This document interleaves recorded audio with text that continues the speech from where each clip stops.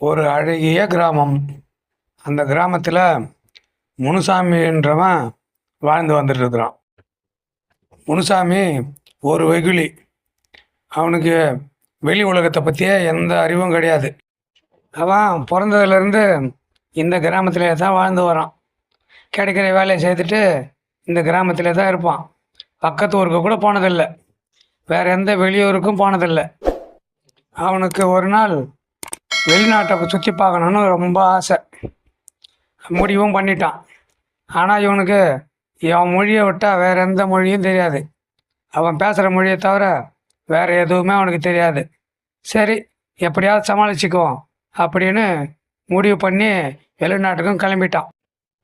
போய் ஏதோ ஒரு நாட்டில் இறங்கிட்டான். அது எந்த நாடுன்னு அவனுக்கும் தெரியாது.